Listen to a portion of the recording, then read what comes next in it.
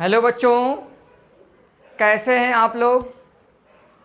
आज बहुत दिन के बाद आपसे हमारी मुलाकात हो रही है, जिसकी एक वजह ये थी कि हमारे मोहल्ले में लाइट प्रॉब्लम, और दूसरी वजह ये थी कि हमारे कुछ टेक्निकल इशू आ गए, जिसके कारण हमारी क्लासेस बाधित हो गई, हमारी क्लासेस नहीं चल पाई। लेकिन अब आशा करता हूँ कि हमारी सभी वीडियो आप तक पहुँचती रहेगी और आप उससे पढ़ाई करते रहेंगे। आज से हमारी रेगुलर क्लासेस आपको मिलती रहेंगी यूट्यूब चैनल पर, आपके अपने यूट्यूब चैनल करखी एजुकेशनल हब पर।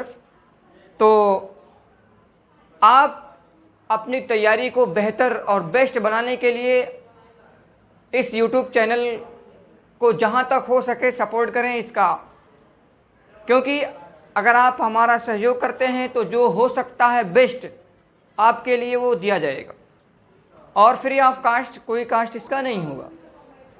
तो पिछले लेक्चर में हमने कुछ टॉपिक पढ़ी थी, जिसमें आपको ये बताया गया था कि इवन सीबी एलिमिनेशन रिएक्शन क्या होता है।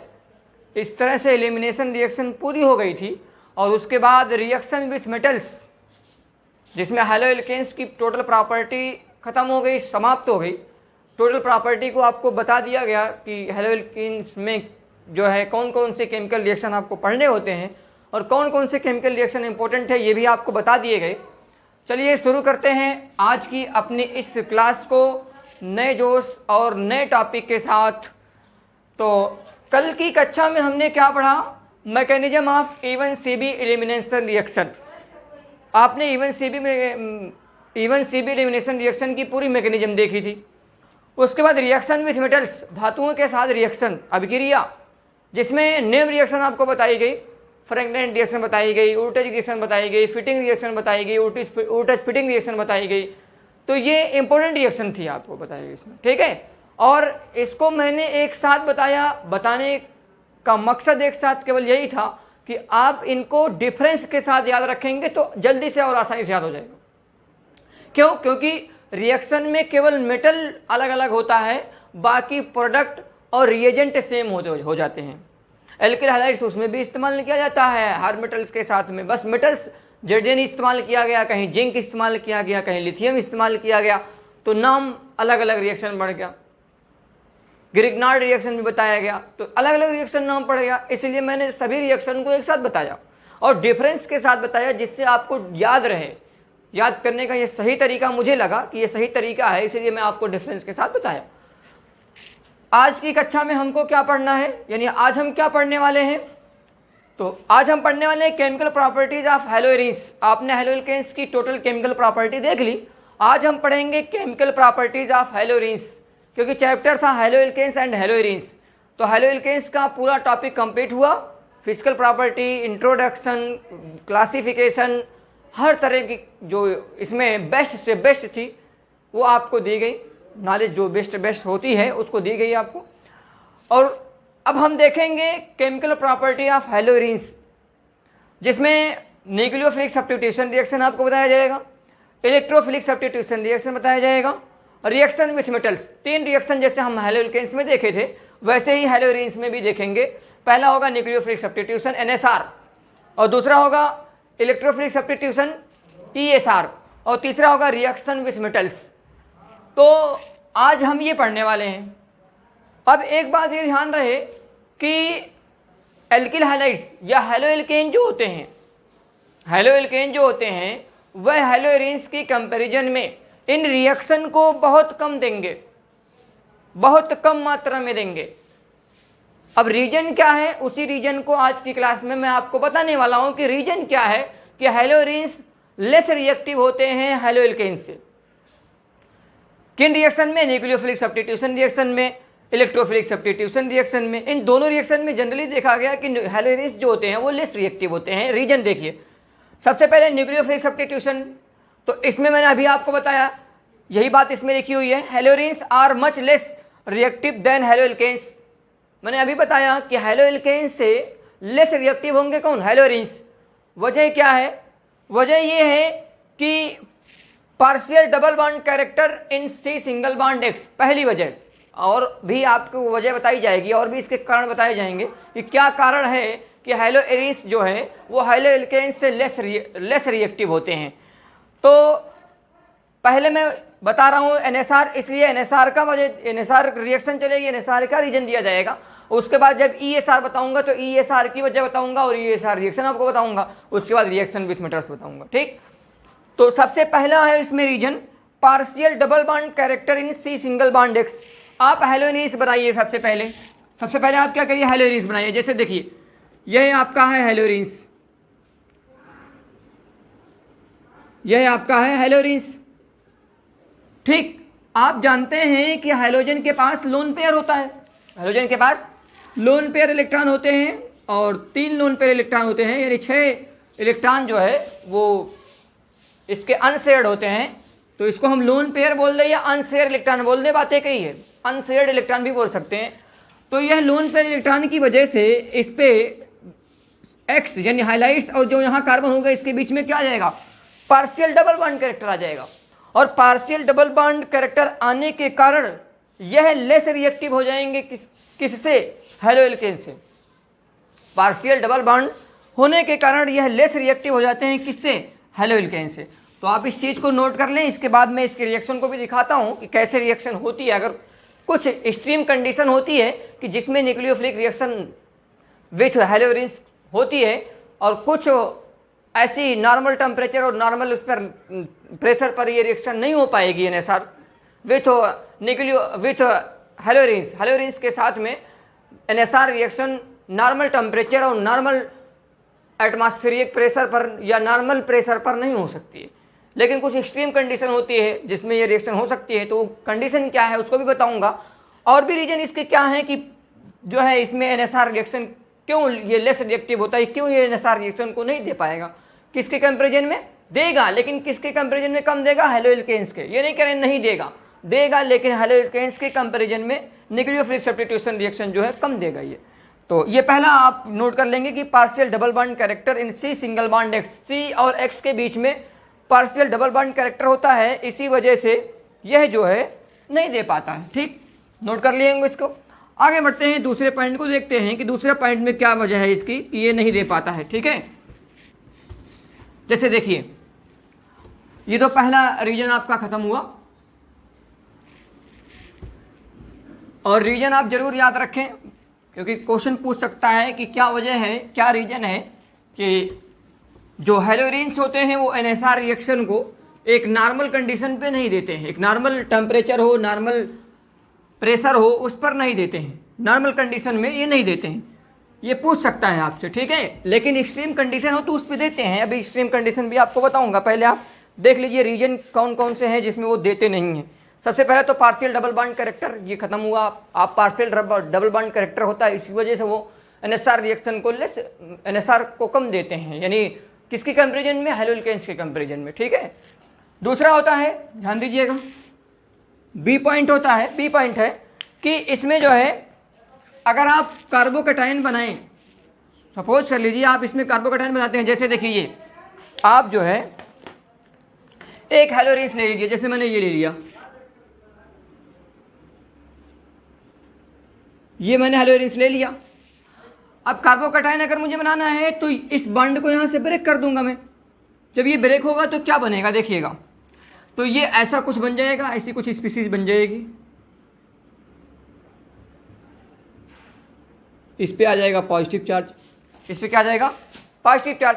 अब आप अगर देखें तो एल्काइल हैलाइड्स में क्या था, हेलो एल्केन्स में क्या था कि अगर ये मान लीजिए ऐसे H3X है और यहाँ से ये रिमूव होता है तो इस पे आता है CH3 पॉजिटिव, ये आता है।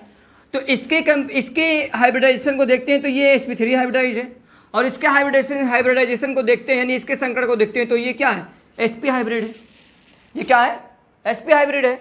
तो अगर ये sp हाइब्रिड है तो इसका मतलब ये है कि इसका जो कार्बोकैटायन बनेगा वो लेस रिएक्टिव होगा। वो क्या होगा, लेस रिएक्टिव होगा, यानी लेस स्टेबल होगा। लेस स्टेबल होगा क्यों, क्योंकि परसेंटेज S कैरेक्टर या हाँ, परसेंटेज एस करेक्टर इसमें क्या होंगे, ज़्यादा होंगे, और इसमें परसेंटेज एस करेक्टर क्या होंगे, कम होंगे। ठीक, तो परसेंटेज एस करेक्टर इंक्रीज होगा तो बी इसमें लेस स्टेबल एनाइन बनेगा, लेस स्टेबल कैटायन बनेगा, जिसके कारण से यह हैलोएल्केन्स के कंपैरिजन में इस रिएक्शन को नहीं दे सकते। तो आप इस पॉइंट को भी नोट कर सकते हैं। पॉइंट क्या नोट करेंगे, फॉर्मेशन ऑफ, बी पॉइंट में लिख लेंगे फॉर्मेशन ऑफ लेस स्टेबल, इसका नाम क्या होगा, फिनाइल, ये फिनाइलिक है ना, फिनाइल कैटायन, ठीक है, फिनाइल कैटायन। तो formation of less stable phenyl cation, क्योंकि इसमें जो है लेस स्टेबल फिनाइल कैटायन बनता है, इसी वजह से यह जो है हैलोएल्केन्स के कंपैरिजन में एनएसआर रिएक्शन को नहीं देते, एनएसआर रिएक्शन को कम देते हैं। ठीक है, आप इस पॉइंट को नोट कर लेंगे। ठीक, और इसकी इलेक्ट्रोनेगेटिविटी भी बढ़ जाएगी, ये भी बात रखिएगा, इसकी इलेक्ट्रोनेगेटिविटी भी बढ़ जाएगी, और इसमें परसेंटेज एस कैरेक्टर भी बढ़ जाएगा, इसमें 50% एस कैरेक्टर मिलेगा। अब इसका हाइब्रिडेशन देख लीजिए, इसका हाइब्रिडेशन मिलेगा आपको। ठीक है, तीसरा रीजन क्या है, सी पॉइंट, ये तो दूसरा रीजन हो गया। अब सी पॉइंट क्या है, सी पॉइंट ये है कि आप अगर हैलोरेंस को देखें तो ये हैलोरेंस कुछ इस तरह का है, देखिए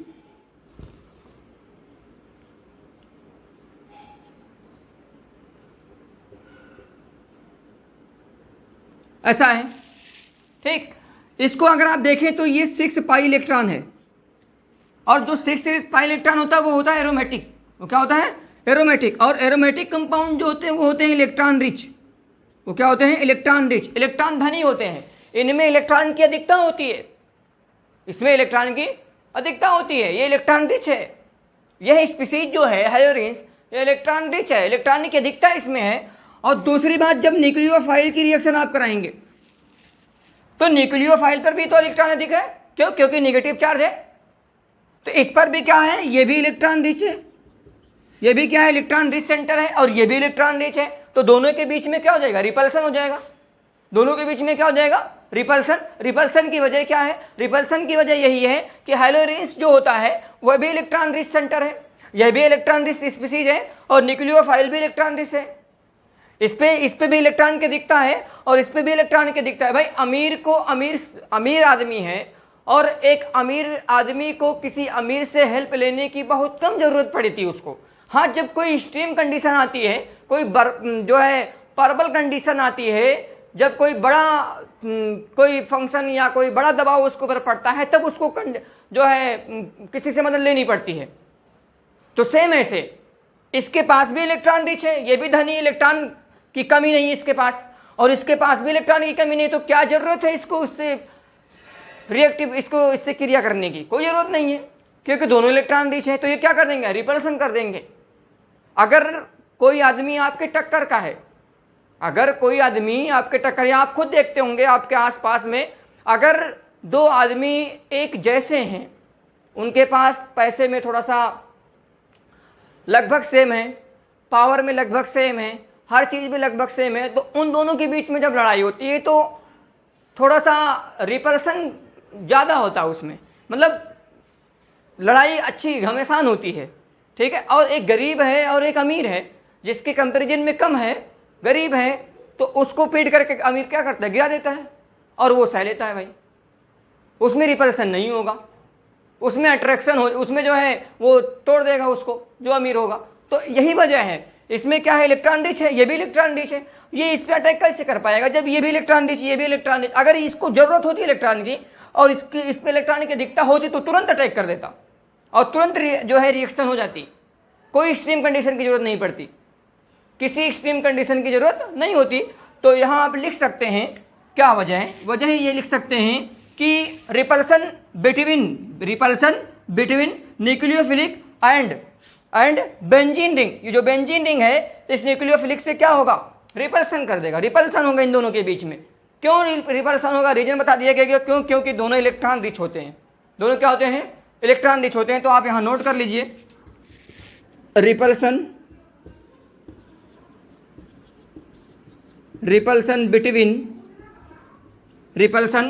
बिटवीन किसी बीच में, देखिए न्यूक्लियोफाइल और इलेक्ट्रॉन, ये benzene ring, repulsion between nucleophile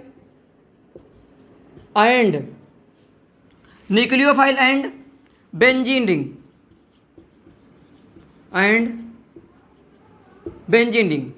ठीक है।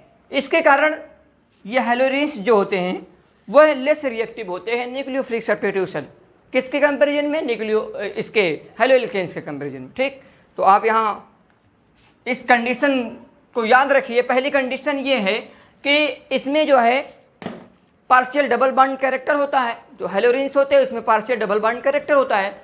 दूसरी कंडीशन ये है कि इसमें जो कैटायन बनता है वो लेस स्टेबल होता है, और कैटायन जितना ज़्यादा स्टेबल होगा उतने ही फास्ट रिएक्टिविटी उसकी होगी, उतनी ही फास्ट रेट ऑफ रिएक्शन होगी। ठीक है, तो दूसरी पॉइंट ये आप नोट कर सकते हैं, formation of less stable phenyl cation, ये फिनाइल कैटायन होता है। ठीक है, फिनाइल कैटायन। और तीसरा पॉइंट ये नोट कर सकते हैं, repulsion between nucleophile and benzene ring. Nucleophile और बेंजीन रिंग के बीच में क्या होता है, रिपल्सन होता है, जिसके कारण यह जो है लेस रिएक्टिव हो जाता है। क्या होता है, लेस रिएक्टिव। ठीक, लेकिन अब आप नोट करेंगे कि एक्सट्रीम कंडीशन में यह जो है एनएसआर रिएक्शन को दे सकता है। अब वो एक्सट्रीम कंडीशन क्या है उसको जरूर याद रखिए। तो मैं इस पॉइंट को भी बता रहा हूँ। सबसे पहले रीजन याद रखिए क्यों देते नहीं है, एक नॉर्मल टेम्परेचर पे, एक नॉर्मल प्रेशर पे ये रिएक्शन क्यों नहीं देते हैं, यह याद हो गया। 2-3 पॉइंट आपको बता दिया गया, 2-3 पॉइंट आप याद रखें। ठीक है, अब इसके बाद है, आप इस पॉइंट को जरूर नोट करें कि हैलोरिन्स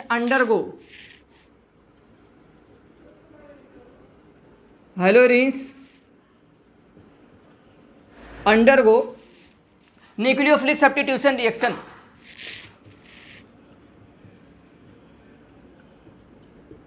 न्यूक्लियोफिलिक सब्स्टिट्यूशन रिएक्शन कब देंगे, अंडर ए एक्सट्रीम कंडीशन, जब कोई विशेष परिस्थिति आएगी, अंडर एक्सट्रीम कंडीशन लिख दीजिए, केवल अंडर एक्सट्रीम कंडीशंस। ठीक है, अंडर एक्सट्रीम कंडीशंस यानी विशेष परिस्थिति में हैलोरिन्स जो है वो न्यूक्लियोफिलिक सब्स्टिट्यूशन रिएक्शन को देते हैं। इसमें न्यूक्लियोफिलिक सब्स्टिट्यूशन रिएक्शन होता है। अब वो विशेष परिस्थिति क्या है, जैसे देखिए, पहला ये है कि आप जो है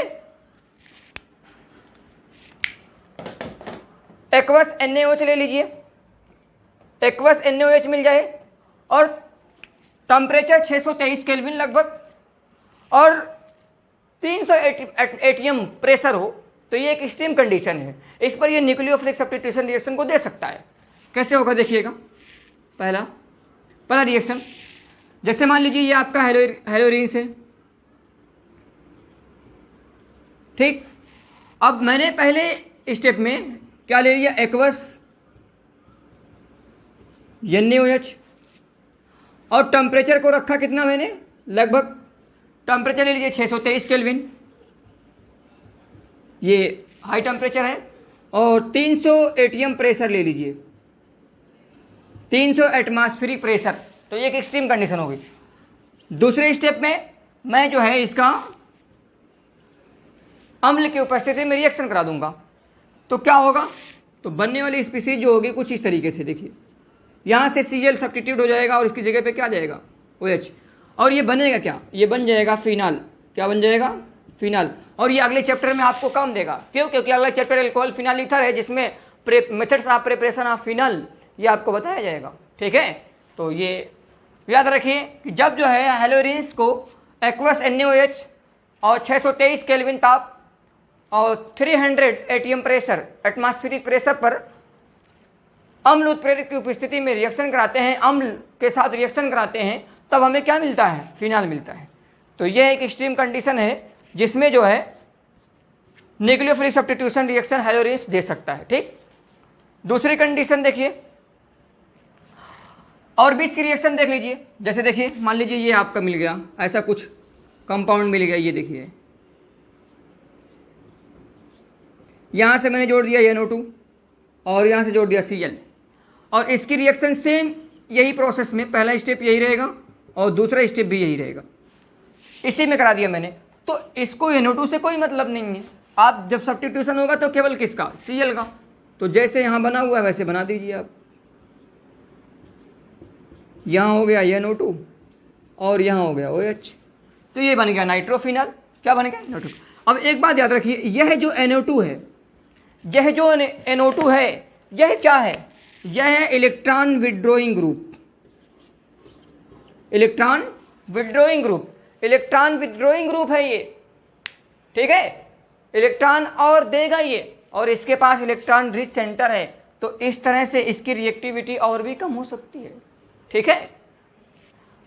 अगर यहां पर कोई ऐसा ग्रुप जुड़ा होता जो इलेक्ट्रॉन को खींचने वाला होता, विड्रॉइंग है, हाँ विड्रॉइंग का मतलब होता है लेने वाला, ठीक, थोड़ा ध्यान दीजिएगा, मिस्टेक हुई।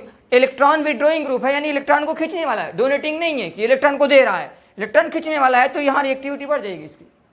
लेकिन अगर कोई ऐसा ग्रुप होता जो इलेक्ट्रॉन डोनेटिंग होता, EDG, ये इलेक्ट्रॉन विड्रॉइंग है, EWG है, ठीक है, इलेक्ट्रॉन विड्रॉइंग ग्रुप है NO2, तो यह इलेक्ट्रॉन को क्या करेगा, खींचेगा, तो इसकी इलेक्ट्रॉन रिच सेंटर क्या हो जाएगी, कम हो जाएगी, इलेक्ट्रॉन रिच इसकी कम हो जाएगी, ठीक है। तो ये बन जाएगा। दूसरी कंडीशन में देखिए, और भी मैं इसको लगा दूं, और भी NO2 जोड़ दूं ऐसे,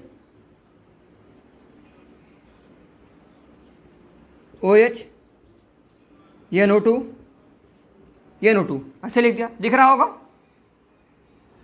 दिख रहा होगा, ठीक है। सेम यही कंडीशन ले ली मैंने, पहले स्टेप में वही चीज़ ले ली, दूसरे स्टेप में वही चीज़ ले ली, तो फिर से क्या होगा भाई, फिर से क्या कंडीशन आएगी, ये Cl है, सॉरी यहाँ पे Cl है, तो ये Cl फिर से सब्स्टिट्यूट हो जाएगा, और फिर से यही जो प्रोडक्ट आपको मिला है, जैसे इसमें बनाए हैं वैसे ही फिर से ये हो जाए, ठीक है। तो यहाँ से हो जाएगा OH, यहाँ से हो जाएगा NO2, और यहाँ से हो जाएगा NO2, ठीक। तो ऐसी कुछ स्पीशीज मिल सकती है, ठीक है, ये हो गया, ठीक। और भी आप NO2 जोड़ करके इस तरह से रिएक्शन एक और कर दे रहा हूँ, देखिए ऐसे, अगर मान लीजिए ऐसा रिएक्शन मिल गया आपको,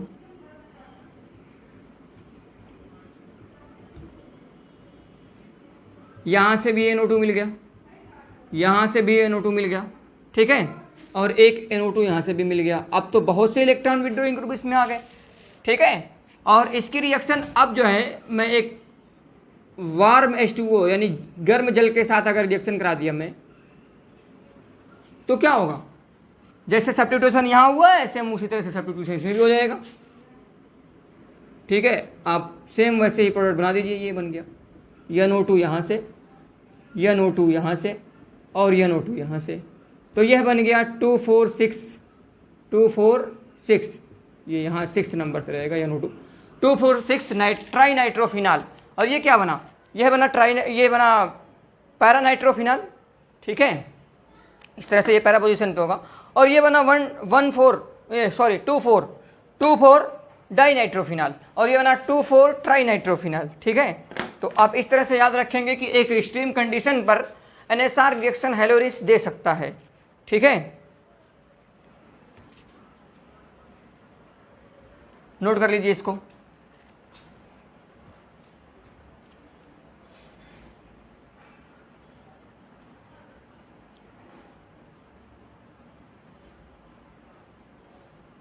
चलिए देखिए, अब आगे बढ़ते हैं। अब यहां देखिएगा ध्यान से, न्यूक्लियोफिलिक सब्स्टिट्यूशन रिएक्शन में अगर हेलोरिन्स में कोई इलेक्ट्रॉन विड्रॉइंग ग्रुप जुड़ा हुआ है, ठीक है, जैसे NO2 जो आपने जोड़ा है, ठीक, कोई इलेक्ट्रॉन विड्रॉइंग ग्रुप जुड़ा हुआ है, NO2 जुड़ा हुआ है,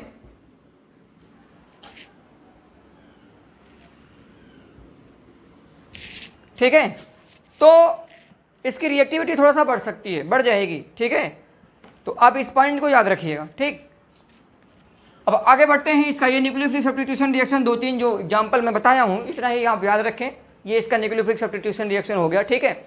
अब था इसमें इलेक्ट्रोफिलिक सब्स्टिट्यूशन। तो इलेक्ट्रोफिलिक सब्स्टिट्यूशन में क्या होगा देखिएगा, नई हेडिंग होगी आपकी, इलेक्ट्रोफिलिक, ये दूसरी प्रॉपर्टी केमिकल प्रॉपर्टीज की है, जिसका नाम है electrophilic substitution reaction.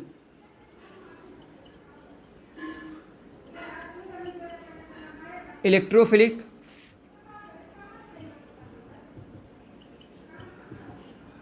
Substitution reaction, electrophilic substitution reaction. तो अब ये इलेक्ट्रोफिलिक सब्स्टिट्यूशन रिएक्शन में क्या होगा देखिएगा, जैसे देखिए आपको ये मिल गया हेलोरिन्स ऐसा कुछ, इसके पास लोन पेयर होता है, ठीक है। तो ध्यान दीजिएगा, जैसे जो भी इसमें आपको दिख रहा है ये आपकी जो भी हैलोजन, जैसे हैलोजन आएगा या कोई भी आएगा, तो यह जो होगा वो होगा आर्थो पैरा डायरेक्टिंग ग्रुप। ये क्या है?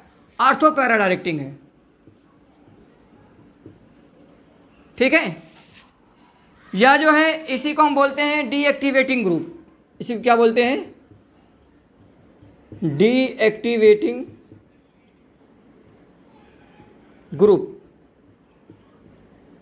ये डीएक्टिवेटिंग ग्रुप है, ठीक है। तो हम जो है इस रिएक्शन, इसमें जब भी हम रिएक्शन कराएंगे, जैसे हेलोजनेशन करा सकते हैं, नाइट्रेशन करा सकते हैं, सल्फोनेशन करा सकते हैं, तो जो भी इसमें हेलोजनेशन हो या नाइट्रेशन हो या सल्फोनेशन हो, तो जो भी इसमें इलेक्ट्रोफाइल की तरह व्यवहार करेगा वो क्या होगा? आर्थो पैरा डायरेक्टिंग होगा। वो क्या होगा? आर्थो पैरा डायरेक्टिंग होगा। क्या होगा? आर्थो पैरा डायरेक्टिंग, मतलब आर्थो पोजीशन से और पैरा पोजीशन से लगेगा। लेकिन जो पैरा पोजीशन वाला होगा वो मेजर प्रोडक्ट होगा और जो आर्थो पोजीशन वाला होगा वो माइनर प्रोडक्ट होगा, ठीक है। तो इस बात को भी याद रखिएगा। इसमें सबसे पहला रिएक्शन, आप अगर कोई एग्जांपल पूछे इलेक्ट्रोफिलिक सब्स्टिट्यूशन रिएक्शन का, तो सबसे पहला है जिसका नाम है हेलोजनेशन। क्या नाम है? हेलोजनेशन। हेलोजनेशन का मतलब है हेलोजनीकरण। हेलोजनीकरण। तो हेलोजनीकरण में क्या होगा देखिएगा ध्यान से, जैसे ये आपका है, ठीक है, हेलोरिस। अब मैंने क्या करवा दिया? Br2 ले लिया, ठीक है। Br2 के साथ में इसकी रिएक्शन करा दी, ठीक। हेलोजनेशन कराया। हेलोजनेशन में मैंने हेलोजन की जगह क्या ले लिया? Br, ठीक है। और अब जो है यहाँ से रिएक्शन होगी, ठीक है। यहाँ Fe Br3 ले रहा हूँ Br3 की उपस्थिति में। तो यहाँ से Br यह आर्थो पैरा डायरेक्टिंग ग्रुप होगा, तो आप जो है इसके आर्थो और पैरा पोजीशन से Br को जोड़ दीजिए। एक बार आर्थो से जोड़िए और एक बार पैरा से जोड़िए, तो ये तो Cl ऐसे हो गया, ठीक है। अब एक बार आर्थो से मतलब यहाँ जुड़ जाएगा, यहाँ से हो जाएगा Br, और एक बार पैरा से ऐसे, तो एक बार पैरा से यहाँ जुड़ जाएगा Br, और ये आपका क्या होगा? ये आपका होगा मेजर प्रोडक्ट। ये क्या होगा? Major product. ये इस तरह से ये आपका हेलोजनेशन होगी, ठीक है। दूसरी बात, आप हेलोजनेशन के बाद नाइट्रेशन भी कर सकते हैं। इसका नाइट्रेशन का मतलब होगा नाइट्रीकरण, ठीक है, यानी HNO3 से रिएक्शन विथ HNO3, ठीक है। तो देखिएगा, जैसे आप ये एल्किल हैलाइड्स ले लिए या हेलोरिन्स ले लिए, ये वाला, ठीक है, और आपने रिएक्शन करा दी। आपको ले लेना है क्या? Concentrate HNO3। तो HNO3 में NO2 होगा जो आपका इलेक्ट्रोफाइल की तरह बिहेव करेगा, ठीक है। तो ये आर्थो और पैरा इसके डायरेक्टिंग हो जाएगा ग्रुप, इसमें आर्थो पैरा पोजीशन से जुड़ जाएगा, ठीक है। ये हो गया आपका Cl, एक बार आर्थो से NO2 जुड़ गया और एक बार किससे जुड़ गया? पैरा से, ठीक है। एक बार पैरा से जोड़ दीजिए, तो ये रिएक्शन आपकी यहाँ से हो जाएगी आर्थो पैरा डायरेक्टिंग ग्रुप, ठीक है। तो इसका नाम हो जाएगा आर्थो नाइट्रो क्लोरो। हाँ, और ये आर्थो है ना, आर्थो पोजीशन है, तो आर्थो, ठीक है, नाइट्रो, और ये आपका है क्या? हेलोरिन्स है, या आप क्लोरोबेंजीन भी बोल सकते हैं, ठीक है, क्लोरोबेंजीन, ठीक है। तो ये नाम हो जाएगा, और इसका पैरा हो जाएगा पैरा क्लोरोबेंजीन, ठीक है, पैरा क्लोरोबेंजीन, ये पैरा नाइट्रो क्लोरोबेंजीन, और ये आर्थो नाइट्रो क्लोरोबेंजीन, और ये आपका क्या होगा? मेजर प्रोडक्ट होगा। इसी तरह आप सल्फोनेशन भी करा सकते हैं। सल्फोनेशन में मतलब H2SO4 के साथ क्रिया, जैसे मान लीजिए आपने HNO2 की जगह पे HNO2 इसकी जगह पे HNO3 नाइट्रिक अम्ल HNO3 होता ना, माफ़ कीजिएगा, यहाँ HNO3 रहेगा।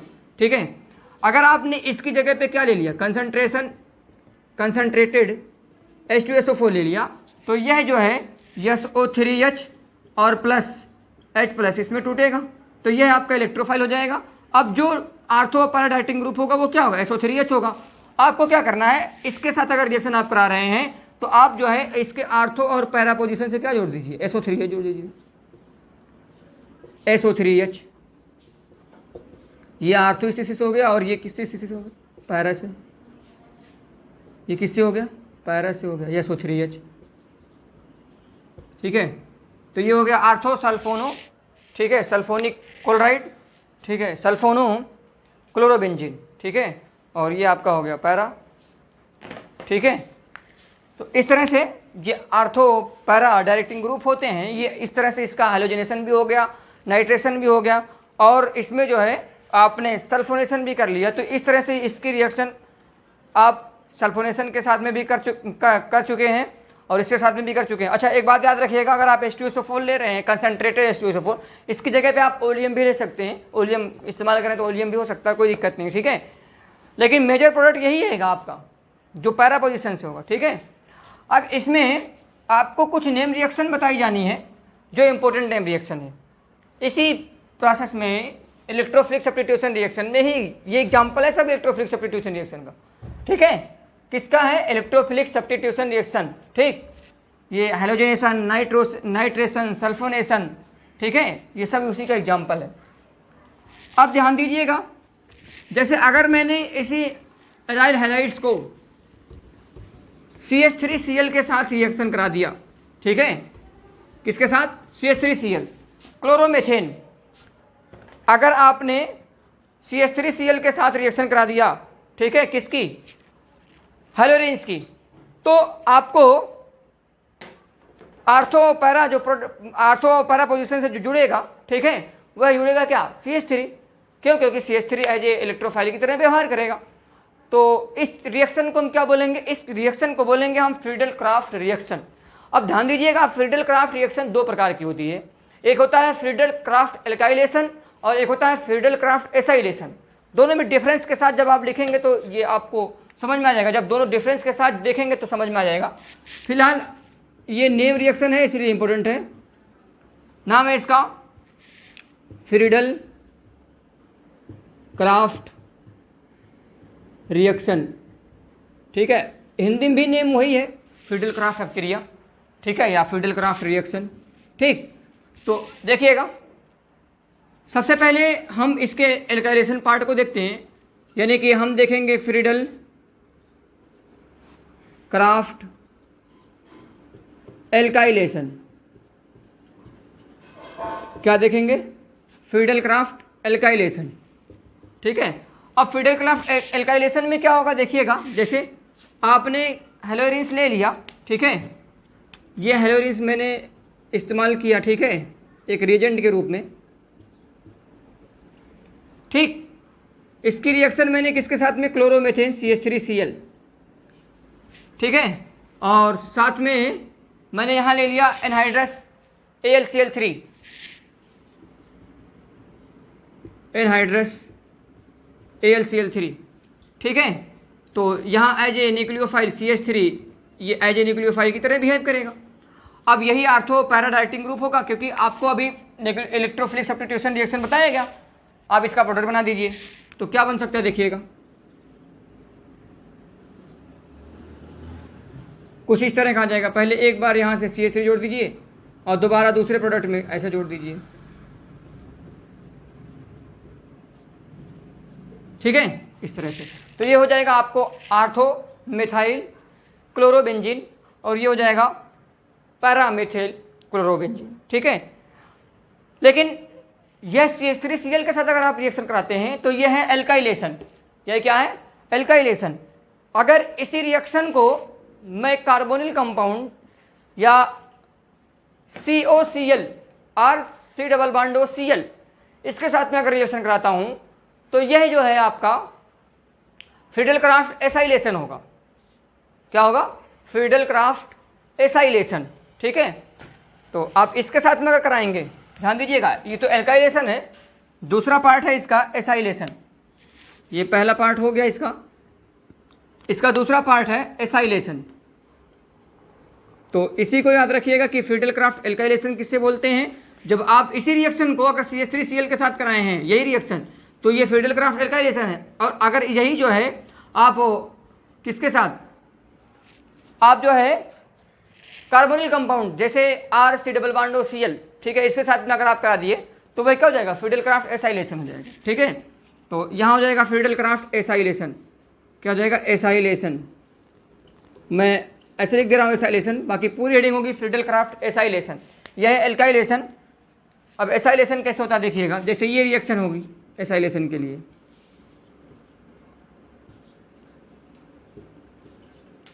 ठीक है, मैंने ले लिया RC+Cl, ठीक है, ये हो गया। तो यहाँ जो एज ए न्यूक्लियोफाइल ये बिहेव करेगा RC+, और Cl यहाँ से निकल जाएगा, तो ये हो जाएगा आपका ऐसा कुछ प्रोडक्ट मिलने वाला। देखिएगा सेम पोजीशन यहाँ भी आएगी, जो पोजीशन वहाँ मिली है सेम पोजीशन यहाँ भी आएगी, और R की जगह पे आप कुछ इस्तेमाल कर सकते हैं, CH3 इस्तेमाल करते हैं, C2H5 ये कुछ इस्तेमाल कर सकते हैं। ठीक है, तो एनहाइड्रस AlCl3 है, सभी हो सकता है। ठीक है, आपने इसकी रिएक्शन करा दी तो ये आर्थो पैरा पोजीशन से जुड़ जाएगा, पहले आर्थो से। ठीक है, जैसे ये हो सकता है ऐसा C+R, ऐसा हो सकता है। दूसरा प्रोडक्ट क्या हो सकता है प्लस में, पैरा पोजीशन से। याद रहे पैरा पोजीशन वाला मेन प्रोडक्ट होगा, मेजर प्रोडक्ट होगा। ठीक है, ऐसा हो सकता है। ठीक, तो ये आर्थो और पैरा पोजीशन से अगर आप इसके साथ में क्रिया कराते हैं तो, ठीक है, तो यह मिलता है प्रोडक्ट। आपको केवल वही मिलना वही है, आर्थो और पैरा पोजीशन से ही, लेकिन आप इसके साथ अगर कराएंगे, ठीक है, तो इसके साथ कराएंगे तो ये एसाइलेशन है, और अगर CH3Cl के साथ कराते हैं तो ये क्या है, एल्काइलेशन है। ठीक है, तो यह रिएक्शन आप जो है याद रखें कि फिडेलक्राफ्ट रिएक्शन क्या होती है, और फिडेलक्राफ्ट दोनों रिएक्शन को याद रखिए, फिडेलक्राफ्ट एल्काइलेशन को और फिडेलक्राफ्ट एसाइलेशन को। ठीक है, अब देखिए इस वैसे तो अगर देखा जाए तो हेलोरेंस की प्रॉपर्टी यहीं पे खत्म हो गई, लेकिन रिएक्शन विथ मेटल्स में आपको मैं जब इसके पहले रिएक्शन पढ़ाना था हेलोल्केन्स वाली रिएक्शन विथ मेटल्स, तो चूंकि मुझे वहाँ डिफरेंस के साथ बताना था, इसलिए मैं वहाँ पे भी बता दिया था इसकी रिएक्शन को। ठीक है, रिएक्शन विथ मेटल्स को, जैसे मैंने वहाँ पे बताया था आपको ओटस फिटिंग रिएक्शन। मैंने कहा था अगर एल्किल हैलाइड्स के एक अणु एल्किल हैलाइड्स का और एक अणु जो है आप एराइल हैलाइड्स का लेते हैं और उसकी सोडियम धातु के साथ रिएक्शन कराते हैं, तो वह जो रिएक्शन होगी वो होगी ओटस फिटिंग रिएक्शन। और अगर दोनों अणु जो है एराइल हैलाइड्स के लेते हैं तो वह हो जाएगी आपकी क्या, फिटिंग रिएक्शन। वो क्या हो जाएगी, फिटिंग रिएक्शन। ठीक है, तो इसी वजह से अब अगर आप चाहें तो उसको भी नोट कर सकते हैं, कोई दिक्कत नहीं है। और अगर आप कहें आप लगेगा ऐसा कि नहीं उस रिएक्शन को करना चाहिए, तो मैं अब अगले वीडियो में इसको करवा दूंगा। ठीक है, तो इस तरह से यह चैप्टर आपका एक कंप्लीट हो गया, और आप इस चैप्टर का रिवीजन पूरे अच्छे तरीके से कर लीजिए, नोट्स बना करके इसको अच्छे तरीके से रिवीजन कर लीजिए। एक सेशन ऐसा होगा जिसमें मैं टोटल नीट्स और जेई के जितने सवाल अभी तक बने इस चैप्टर से, जो भी सवाल बने हैं अभी तक प्रीवियस ईयर में, मैं पूरा आपको हल करवा दूंगा। एक सॉल्विंग सेशन इसका लाऊंगा। तो आप अगर हमारे इस चैनल से अंडरस्टैंड है, आपको हर चीज़ें समझ में आ रहे हैं, तो चैनल को सब्सक्राइब करना, इसको सपोर्ट देना ना भूलें, क्योंकि आपके सपोर्ट से, आपके मदद से ही हम लोग बेस्ट ऑफ बेस्ट कर सकते हैं, बेस्ट का बेस्ट करने की कोशिश कर सकते हैं। ठीक है, तो चलिए ठीक है, मैं यहीं पर अपनी बात को, अपने इस लेक्चर को ख़त्म कर रहा हूँ। तब तक के लिए आप अपना ख्याल रखें। थैंक यू, धन्यवाद।